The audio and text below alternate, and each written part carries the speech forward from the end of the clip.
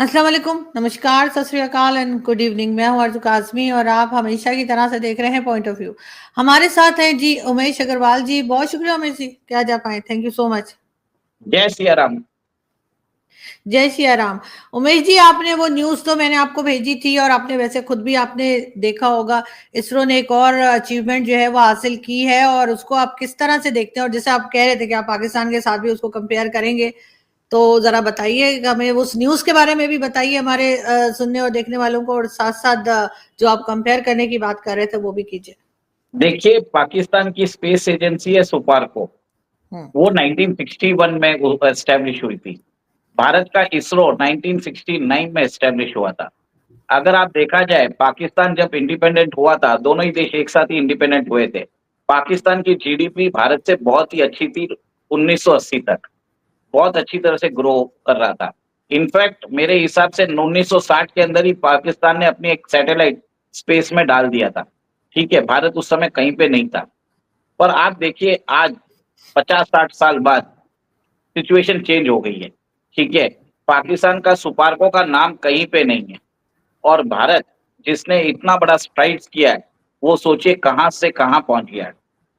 मैं आज की बात में बताता हूँ, आज भारत ने क्या किया, स्पेस के अंदर 2 डॉकिंग स्टेशंस होते हैं। उन दोनों डॉकिंग स्टेशंस के बीच में एक कोऑर्डिनेशन कर दिया, मतलब उन दोनों को इंटरलिंक कर दिया। हुँ, इसका मायने क्या है?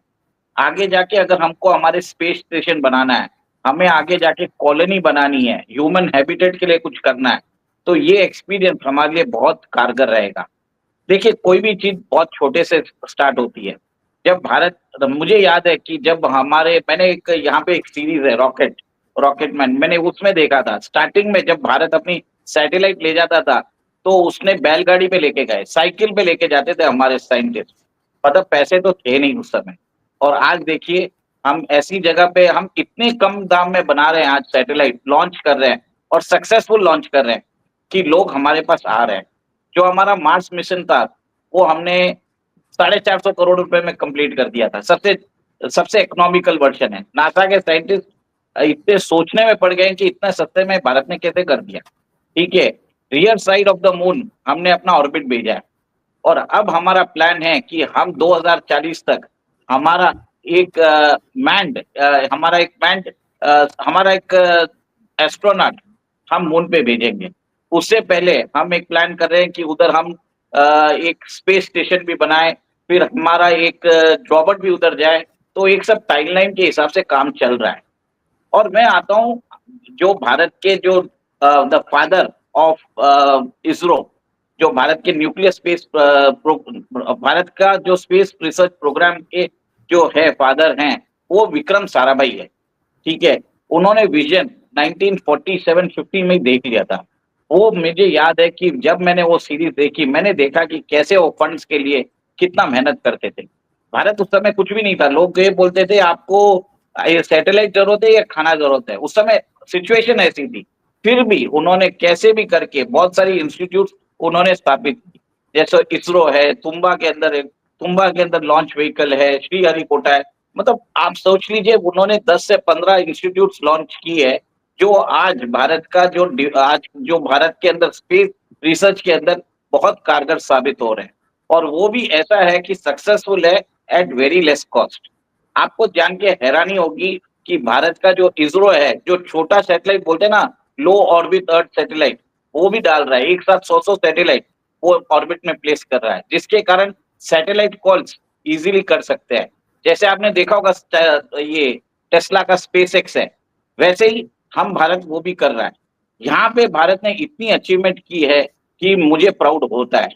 देखिए, मैंने कुछ दिन पहले मैंने क्रिटिसाइज भी किया था कि भारत जब फाइटर एयरक्राफ्ट के लिए इंजन नहीं बना पा रहा था, जबकि हम स्पेस एयरक्राफ्ट के लिए हम क्रायोजेनिक इंजन बना सकते हैं। आप सोचिए, इतना डिफरेंस है। तो हमें कहीं ना कहीं लगता है कि भारत ने यहाँ पे बहुत अच्छा काम किया है। मतलब इतना रिसोर्सेस भी कम है, हमारे पास पैसे नहीं है नासा के जैसे, या आप रशिया के जो स्पेस एजेंसी है, या यूरोपियन यूनियन की स्पेस एजेंसी है, इतने पैसे नहीं होते। बहुत ही कम बजट में काम करना रहता है। लोग यहाँ पे अपनी जान लगा देते हैं। वो एक तरह से इसरो के अंदर आप देखेंगे, हमारे साइंटिस्ट ने इतना काम किया, अच्छा काम, कि आज हमें प्राउड होता है। भारत के स्पेस अचीवमेंट देख के।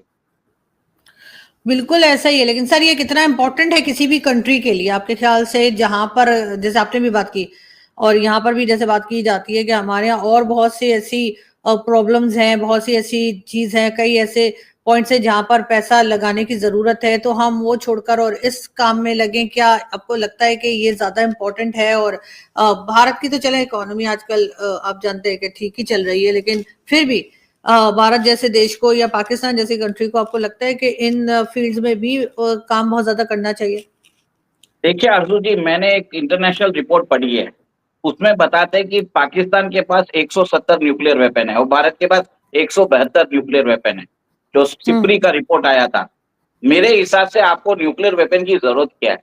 और ऐसे बात कर रहे हैं कि 2030 तक 250 न्यूक्लियर वेपन आप बना लोगे, ठीक तो है? सर वो तो आपकी वजह से बना रहे हैं ना, आपके पास है तो हमें लगता है कि आप अगर हमारे पास ना हो, मतलब जो हमारे लोग कहते हैं उनको लगता है कि अगर ना हुआ तो हम जो है इतने सिक्योर नहीं रहेंगे, और अगर हमारे पास ये न्यूक्लियर वेपन्स ना होते तो आप लोग हमें खा गए होते, ऐसा बताया जाता है। मुझे नहीं देखिए, पता आप लोग वेजिटेरियन है, आप हमें खा जाते या नहीं, वो आप जानते होंगे। नहीं नहीं, ऐसा नहीं है। अभी हम ऐसा, हमारा भारत के अंदर ऐसा कोई भी मंशा नहीं है कि हम पाकिस्तान को अपने अंदर मिलाना चाहते हैं। ये आप आश्वस्त रहिए। हम बोलते हैं कि आप जहाँ पे रहिए वहां पे ठीक है, हमको हमें अपनी जगह पे रहने दीजिए, ठीक है? क्योंकि आज दोनों देशों के बीच में जो ट्रस्ट डेफिसिट है वो बहुत बढ़ गया है। सेकेंड, हम ऐसा कोई काम चाहते ही नहीं है। हमको भी मालूम है ना पाकिस्तान के पास न्यूक्लियर वेपन्स है, तो वो थोड़ी शोपीस के लिए थोड़ी है। तो आज अगर आप 170 न्यूक्लियर वेपन, आपको जरूरत ही नहीं है। लोग बताते हैं कि मैक्सिमम 25 से 30। जो पाकिस्तान ने मिसप्लेस प्रायोरिटीज की है, वो उसके सबसे बड़ा प्रॉब्लम हो गया। आप लोगों ने क्या किया 1975 और 1980 में, जब आप SUPARCO was one of the leading space agency in the world, उस समय आपके जो प्रधानमंत्री है और प्रधानमंत्री है भुट्टो साहब, उन्होंने उसकी फंडिंग कट कर दी थी। और उसके बाद उन्होंने सैटेलाइट के बदले मिलिट्री सैटेलाइट, मतलब हमारे ऊपर निगरानी रखने के लिए सैटेलाइट डालना चालू कर दिया था। फंड्स उधर डाइवर्ट कर दिए थे। आपने एटॉमिक बॉम्ब्स बनाने में डाइवर्ट कर दिए थे। आप सोचिए भारत की कितनी बड़ी जीडीपी है, हम आपसे 12 गुना ज्यादा है, फिर भी आपके और हमारे पास उतने ही न्यूक्लियर बॉम्ब है, ठीक है? आपके पास 170 है, हमारे पास 172 है। हमने क्या किया? एक सेकेंड, मेरा मानना है अगर उसी अनुपात में देखा जाए तो पाकिस्तान के पास 20 या 25 होने थे। जो पैसा आपने न्यूक्लियर वेपन्स बनाने में डाला था, अगर वो पैसा अगर आपने स्पेस रिसर्च पे डाला होता, तो पाकिस्तान के पास आज खुद की सैटेलाइट होती। और एक चीज है, पाकिस्तान के जो father of Pakistan space research programme है, अब्दुल समाद नाम है उनका, उनको पाकिस्तान में वो सम्मान नहीं दिया गया, क्योंकि वो अहमदिया मुस्लिम थे और उनको एक तरह से उनको कहीं दरकिनार कर दिया गया। तो आप सोचिए, आपने अपने खुद के साइंटिस्ट, जो एक तरह से आपके ज्वेल है, क्राउन ज्वेल्स है, आप उनको मुस्लिम भी नहीं मानते। ये क्लासिफिकेशन पाकिस्तान की बदकिस्मती है। मैं मजाक सर नहीं कर शुक्र करे, सर शुक्र करे हम उनको साइंटिस्ट मान रहे हैं। हमारा क्या पता, हम कल को उनको साइंटिस्ट भी ना माने, हम कहें वो तो मोची थे, हमारा कोई भरोसा नहीं, हम कुछ भी कह सकते हैं। मैं जब हम सिर्फ उनको मुस्लिम नहीं मान रहे कुछ नहीं, तो आप सोचें कि साइंटिस्ट हमने मान लिया, ये भी बहुत बड़ी बात है ना। जिस तरह के लोग हमारे यहाँ हैं, हो सकता है कल को हम ये भी बोल देंगे तो साइंटिस्ट है ही नहीं, वो तो पकौड़े बनाते थे। सर हमसे कुछ देखिए भी सोच सकते हैं हम। देखिए आप क्या बोल सकते हैं वो तो मैं नहीं जानता, बट मेरे हिसाब से he was one of the Pioneer scientist उस जमाने पे। उस टाइम पे वो भारत से पहले एशिया में third third third sir national आपकी हीरो एजेंसी। होना चाहिए था उनको, नेशनल हीरो हमारा होना चाहिए था। हमारे मिसाइल्स के नाम तो उन जैसे लोगों के नाम पर होने चाहिए थे, बजाय ये गौरी अब्दाली और क्या क्या है। तो देखिए ये बात आप आप, सही कह रहे हैं। और आपके जो न्यूक्लियर, आप जो father of Pakistan nuclear programme है, वो भी अब्दुल जी है। जो आपके AQ खान है, उन्होंने तो टेक्नोलॉजी सब जगह से चोरी की है, ठीक है? उन्होंने नेदरलैंड से चोरी की, उन्होंने नॉर्थ कोरिया से बनवाया, तो वो कोई फादर नहीं होते हैं। पाकिस्तान एक रॉन्ग क्लासिफिकेशन किया है। अगर पाकिस्तान अपने जो हीरोज है उनको सही तरीके से सम्मान देता तो बात बनती। आपने क्या किया भारत के साथ युद्ध की, आपने मिसाइल्स बनाने के चक्कर में, आपने न्यूक्लियर बॉम्ब्स बनाने के चक्कर में, जो रिसर्च एंड डेवलपमेंट था, कम्युनिकेशन होता है, वेदर पैटर्न होता है और बहुत सारी चीजें अगर करते, तो पाकिस्तान आज भारत के साथ ही रहता, क्योंकि आप तो हमसे 10 साल आगे थे। तो सर आप लोग भी तो करते जा रहे थे ना, आप भी तो मिसाइल्स बना रहे थे, आप भी तो न्यूक्लियर वेपन्स बना रहे थे, तो और वो इस्तेमाल कहाँ होने, या उनको उनसे किसको डराया जाता है? चले इस्तेमाल तो कोई भी नहीं कर सकता, लेकिन ये कि डराने के लिए तो आप हमें ही कहते हैं ना। आपने चाइना के साथ थोड़ी कोई लड़ना था, आपने वो सारे वेपन्स हमारे लिए ही तैयार किए थे। वो तो कहा यह जाता है कि पाकिस्तान ने भी बना लिया तो थोड़ी बहुत बचत हो गई, नहीं तो अभी तक तो उड़ा देख चुके होते आप हमें, ऐसा हमारे लोग कहते हैं। देखिए, अगर उड़ाना ही रहता तो 1977 में जब आपने मिसाइल्स ये न्यूक्लियर प्रोग्राम चालू ही नहीं किया था, इसराइल ने आपके काउटा जो न्यूक्लियर प्लांट है उस पे बमबारी करने का मन बना ही लिया था। भारत ने उस समय मना कर दिया। ठीक है, तो आप भारत के ऊपर आप तोहमत मत लगाइए, क्योंकि हमने बचाया है आपको उस समय। फैक्ट्स तो वही है, बट आप ये देखिए, आपकी मिसप्लेस प्रायोरिटीज देखिए। हम 4 ट्रिलियन की इकोनॉमी है, हमारे पास 172 न्यूक्लियर वेपन है। आप है 300 बिलियन की इकोनॉमी, आपके पास 170 है। तो आपका जो पैसा है न्यूक्लियर वेपन्स में लग रहा है, मिलिट्री सैटेलाइट्स में लग रहा है, टेररिस्ट बनाने में लग रहा है। अगर वही पैसा अगर आप साइंटिस्ट बनाते, अपने जो न्यूक्लियर प्रोग्राम है उसको थोड़ा कम करके स्पेस में लगाते, तो पाकिस्तान का हाल भी दूसरा रहता। लेकिन सर वो तो हमारे, आपने जिनका नाम लिया जुल्फिकार अली भुट्टो साहब, उन्होंने कहा था कि हम घास खाएंगे लेकिन एटम बम बनाएंगे। तो सर आज हम घास ही खा रहे हैं, वो एक अलग बात है। लेकिन फिर भी सर, आपको क्या लगता है कि इस वक्त पाकिस्तान जिस सिचुएशन से गुजर रहा है, खास तौर पे इकोनॉमी को लेकर, और तमाम लोग ही जो है वो थोड़ा थोड़ा, तमाम कंट्रीज ही जो है वो नाराज ही रहती हैं। अमेरिका का भी ख्याल है कि हम ऐसे मिसाइल्स बना लेंगे जो अमेरिका तक को हिट कर पाएंगे। तो आपको लगता है वाकई में यहाँ पे इतने ब्रिलियंट लोग बैठे हुए हैं जो ऐसे मिसाइल बना लेंगे जो यहाँ पाकिस्तान से फेंकेंगे तो जाके अमेरिका में गिरेंगे? देखिए, मैं पाकिस्तान की एक चीज मान सकता हूँ कि वो कहीं से भी है जुगाड़ निकाल लेंगे। वो कहीं से भी, टेक्नोलॉजी नहीं भी रही तो कहीं से भी निकाल लेंगे। वो चाइना से भी निकाल लेंगे, या तो यूएस से निकाल लेंगे, या नॉर्थ कोरिया से निकाल लेकिन लेंगे। सर इतना क्यों करेंगे, इतनी दूर मिसाइल क्यों फेंकेंगे? मतलब पाकिस्तान तो इस वक्त कोशिश कर रहा है कि टेररिज्म को कंट्रोल करे और हमारे अमन हो और हमारी इकोनॉमी ठीक हो। तो सर इस किस्म की हरकत वो भी अमेरिका के साथ हम क्यों देखिए करेंगे? देखिए, अमेरिका डरा हुआ है। ओसामा बिन लादेन का जब हुआ 9/11, वो आपके ही देश में पाया गया। आपने अमेरिका से पैसे भी लिए, उनको छुपा के भी रखा। तो अमेरिका क्या है, भले ही आपको थोड़ा बहुत पैसा दे रहा है क्योंकि आपके पास न्यूक्लियर वेपन्स है। जिस दिन आपके पास न्यूक्लियर वेपन्स नहीं रहेंगे, अमेरिका खुद आके आपकी कंट्री को चबा जाएगा। भारत को तो कोई सर आप इंटरेस्ट नहीं है। समझ आई आपको हम न्यूक्लियर वेपन क्यों बनाते हैं? अब आपने खुद बता दिया कि अमेरिका चबा जाएगा। वैसे हम किसी को हजम होने वाले नहीं है, लेकिन फिर भी मैं आपसे कह रही हूँ कि अब पता लगा आपको कि न्यूक्लियर वेपन्स क्यों बना रखे हैं जो आप कह रहे हैं। और देख उसामा बिन लादेन को तो ये भी कहा जाता है कि अमेरिका ने रखवाया था, और उसके बाद जब उसे मारा गया है या उसके ऊपर अटैक हुआ, उसके बाद उसकी बॉडी भी नहीं दिखाई गई कि कहाँ गया। क्या पता ऐसे ही ले गए हो। उसको समुद्र में दफन कर दिया गया ताकि आप उसके नाम से स्मारक ना बना सके और उसको एक शहीद का दर्जा ना दे सके। तो अमेरिका ने क्या किया, आपके यहाँ से उठा के उसको समुद्र में उसका विसर्जन कर दिया। और मेरा ये चीज मानना है कि आपके पास आज न्यूक्लियर वेपन्स है, ठीक है, आप बरोबर है, बट आप न्यूक्लियर वेपन्स की होड़ में कोई मतलब नहीं है। आपके पास अगर 50 भी हो तो चलेगा। आप 170 रख के क्या आप उसमें कोई फायदा नहीं है। उसमें पाकिस्तान की आवाम को ही नुकसान है, क्योंकि आज 5 न्यूक्लियर वेपन काफी है भारत के लिए। अगर आप देखा जाए तो आप 170 बना के क्या कर रहे? उसमें सर कोई क्या मतलब पता नहीं। से, सर क्या पता बेच बेच दें, कुछ तो करना पड़ेगा ना। हाँ, किसके लिए? बेच तो अमेरिका आपको पैसे दे रहा है कि नहीं, आप नहीं बेचे। मगर मगर सर बात सारी ये कि उसामा बिन लादेन की जैसे आपने बात की, तो हमारे जो अभी लास्ट जो प्राइम मिनिस्टर गए इमरान खान, उन्होंने फिर उसामा बिन लादेन को शहीद बताया था पार्लियामेंट में खड़े होकर। उसके ऊपर उनको काफी बातें सुननी पड़ी थी। लेकिन अगेन सर, किसी भी कंट्री के लिए कितना इम्पोर्टेंट होता है कि वो बहुत ज्यादा अपनी जो है, कह लीजिए कि इस किस्म की एक्सपेरिमेंट्स होते हैं या जो नई चीजें बनाई जाती हैं साइंस और टेक्नोलॉजी को यूज करते हुए, उसकी तरफ ज्यादा ध्यान दे, और एजुकेशन सिस्टम जो है उसको किस तरीके से ठीक किया जा सकता है? देखिए, आपको ये चीज बता देता हूँ, अगर आपने सैटेलाइट्स लॉन्च की होती और आपकी 12 से 15 सैटेलाइट होती, तो आपके कम्युनिकेशन सिस्टम स्ट्रांग होते, आपके वेदर पैटर्न्स में आप एक्यूरेट फोरकास्टिंग कर सके, आपके दूसरे कंट्रीज पे डिपेंडेंट नहीं रहना पड़ता। थर्ड, आप अपना खुद का जीपीएस सिस्टम बना सकते हो। फोर्थ, आप अपने एक सैटेलाइट इसके लिए लर्निंग के लिए यूज कर सकते हो। मतलब कहीं भी स्कूल की जरूरत ही नहीं होती है। अगर आप चाहे तो प्री मेडिटेटेड रिकॉर्ड करके रख दीजिए, लोगों को बोल दीजिए आप यूट्यूब में जाके पढ़ लीजिए, ठीक है। तो एक तरह से भारत ने यही काम किया, उसने यूज किया सैटेलाइट्स को फॉर डिस्टेंस एजुकेशन। जो हमारा Indira Gandhi national open university है वो ये काम कर रहा है, पाकिस्तान को भी वही करना चाहिए।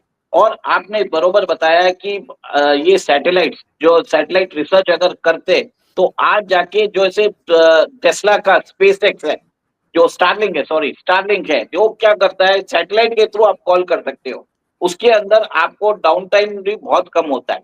तो अभी आपने देखा कि आप आज स्टारलिंक के पास मेरे हिसाब से कोई 2,500 से 3,000 सैटेलाइट्स है स्पेस के अंदर, ठीक है। वो पूरे विश्व में आज के आज वो चालू चाहे तो आज ये सैटेलाइट सर्विसेज कहीं भी चालू करके रख सकता है। उसने यूक्रेन के अंदर यूक्रेनियन फोर्सेस को फ्री में इंटरनेट दिया, फ्री में कम्युनिकेशन फैसिलिटीज दी। तो ये सब चीज बहुत इंपॉर्टेंट होती है। बट आपने क्या किया, आपने पूरा अपना फोकस न्यूक्लियर वेपन में डाल दिया, जिसकी जरूरत नहीं थी। उसमें से थोड़ा पैसा निकाल के अगर आप सैटेलाइट बनाते, आप उसको थोड़े और तरीके से यूज करते, तो पाकिस्तान में एक साइंटिफिक इकोसिस्टम बनता। यहाँ के लोगों को एक तरह से देखे, आप भले न्यूक्लियर बॉम्ब्स बना लें, पर वहां वो बहुत क्लासिफाइड होता है, लोगों को बहुत तरह से सर्वेलेंस रखना पड़ता है। अगर आप सैटेलाइट्स पे काम करते रहते तो स्कूल के बच्चे बच्चे वो सोचते कि मैं भी पाकिस्तान के सुपारकों के लिए काम करूंगा, वो कभी हुआ ही नहीं, क्योंकि आपकी फोकस हट चुकी थी 1980 के बाद। सर आपके स्टूडेंट्स इस तरफ आ रहे हैं, आपको लगता है कि आपके स्टूडेंट्स जो है वो इंटरेस्ट ले रहे हैं इस फील्ड में, या आपको लगता है कि नहीं कम है और होना चाहिए? देखिए, हमारे स्टूडेंट्स तो अभी बहुत इंटरेस्ट ले रहे हैं। आपको मालूम होगा कि इसरो और नासा के बीच में अभी करार हुआ है, ठीक है। और भारत से पार्टनरशिप करने के लिए नासा ने मिसाइल टेक्नोलॉजी कंट्रोल रेजिम है, उसके अंदर से कुछ रेस्ट्रिक्शन सिर्फ भारत के लिए हटाए, और वो चाहता है कि भारत के साथ उसकी पार्टनरशिप हो। पर वो बात अलग है कि ये नासा जो पार्टनरशिप कर रहा है वो उसके बेनिफिट के लिए कर रहा है, भारत के बेनिफिट के लिए नहीं कर रहा है। लेकिन सर ये स्टडीज तो बहुत महंगी नहीं होती होंगी, क्या हर कोई अफोर्ड कर पा रहा है? देखिए, कोई बड़ी बात नहीं है, आज बहुत सारी फैसिलिटीज भी है। भारत में एक स्टार्टअप इकोसिस्टम बन चुका है। प्राइवेट छोटी छोटी कंपनीज आजकल सैटेलाइट लॉन्च करने लग गई है, 3D प्रिंटिंग यूज कर रहे हैं, बहुत काम हो रहा है। मतलब इतना काम हो रहा है, सोच नहीं सकते। एक अलग ही एक इकोसिस्टम बन रहा है, जिसमें आईआईटी के जो मद्रास के बच्चे हैं वो लोग जाके अभी स्टार्टअप्स खोल रहे हैं, गवर्नमेंट इनको फंडिंग दे रहा है, और इसरो इनको उनके प्रोडक्ट्स को खरीद भी रहा है। डेफिनेटली, लेकिन सर जाहिर है कि इसमें मैं भी ये चाहूंगी, और बल्कि हर पाकिस्तानी चाहेगा कि पाकिस्तान भी इसी तरीके से आगे बढ़ सके, क्योंकि हम लोग तो बहुत तारीफ किया करते हैं आपके यहाँ के एजुकेशन सिस्टम की, और कुछ हमारे जान पहचान के लोग जो कहीं ना कहीं कभी एम्बेसी से जिनके पेरेंट्स जो हैं वो रहे, उसके साथ अटैच रहे, और वो उनको कुछ टाइम भारत में रहने को मिला है, तो वहाँ के एजुकेशन सिस्टम को वो बहुत पसंद करते हैं और बहुत तारीफ करते हैं। तो कुछ ना कुछ आई विश के पाकिस्तान भी अडॉप्ट करे भारत से एजुकेशन सिस्टम को। आप क्या कहेंगे? देखिए, मैं एक ही चीज बोलूंगा, भारत के अंदर भारत के पूर्व राष्ट्रपति श्री एपीजे अब्दुल कलाम जी को हम उनको मिसाइल मैन ऑफ इंडिया बोलते हैं। भले ही वो कोई भी रिलीजन से आते हैं, पर भारत के लिए उन्होंने काम किया। वहां पे हर बच्चा बच्चा उनको आइडियलाइज करता है। आज भी उनको अपना एक तरह से वो अपने आइकन बन चुके हैं इंडिया में। तो पाकिस्तान को भी अपने साइंटिस्ट को ऑनर करना पड़ेगा। जैसे अब अब्दुल समाद है, उनको ऑनर करिए। जब तक आप वो सब काम नहीं करोगे, आप उनको अहमदिया मुस्लिम होने पे उनको साइंटिस्ट नहीं बताओगे। आप सोचिए कि वो नोबेल पीस प्राइज विनर है, नोबेल विनर है पाकिस्तान के लिए। डेफिनेटली। तो एक तरह से आप लोगों के लिए he is an icon for Pakistan, but आपने उनको बरोबर ट्रीट नहीं किया। सबसे बिल्कुल। पहले जी। तो रिकॉग्नाइज करिए उनको। और सेकंड, आपका जो न्यूक्लियर प्रोग्राम है उस पे थोड़ा सा आपको कोई अभी खर्चा करने की जरूरत नहीं है। आपके पास जितने बॉम्ब है उसको आप सब लोगों को डरा के रख सकते हैं। कोई भी आपको चबाएगा नहीं, ये मेरी गारंटी है, ठीक है। और भारत की आप सोच लीजिए, 172 हम 170 बॉम्ब लेके बैठे हैं, हमको कुछ जरूरत ही नहीं है। आज की डेट में 10 बॉम्ब काफी है हमारे को। तो सर पाकिस्तान के लिए आपने आज इतने क्यों बना रखे हैं? सर आपने क्यों एक्स्ट्रा वो इतने बना रखे हैं? वो हमारी गवर्नमेंट को मैं भी पूछ रहा हूँ, 10 बॉम्ब काफी है, आपको 2 बॉम्ब काफी है, कोई जरूरत ही नहीं है। तो वहां पे आप लोग क्या, सबसे पहले आपको डीन्यूक्लियराइजेशन करना पड़ेगा, रिसोर्स एलोकेशन करना पड़ेगा स्पेस के लिए, सैटेलाइट्स के लिए। वहां पे करेंगे तो ही काम होगा। नहीं सर, दो भी नहीं, मेरा ख्याल है कि इस तरह की कोई भी लड़ाई झगड़ा नहीं होना चाहिए किसी भी कंट्री के बीच में, और जो भी डिफरेंसेस हैं वो डायलॉग के जरिए ही जो है वो हल कर लेने चाहिए। और देखिए, डॉक्टर अब्दुल सलाम जो है वो डेफिनेटली पाकिस्तान के हीरो हैं, और उनकी बहुत रिस्पेक्ट मैं करती हूँ, और मैं उन्हें मानती हूँ कि वो पाकिस्तान के हीरो हैं, और ऐसा ऐसा करके काफी लोग ऐसे निकल रहे हैं जो उनको रिस्पेक्ट दे रहे हैं, और आई होप कि जल्दी सब कुछ ठीक होगा। जी बस मैं आपके माध्यम से यही बोलना चाहता था, जो हमने विक्रम साराभाई को हमने जो सम्मान दिया है, हमने जो सम्मान होमी जहांगीर बाबा को दिया है, हमने जो सम्मान missile man late Shri Abdul Kalam को दे रहे हैं, वैसे ही पाकिस्तान को भी अपने जो रियल हीरो है उसको सम्मान देना चाहिए। जो आदमी जो चोर है, जिसने सब जगह से टेक्नोलॉजी चुरा के काम किया है, उसको आप हीरो बना रहे हो।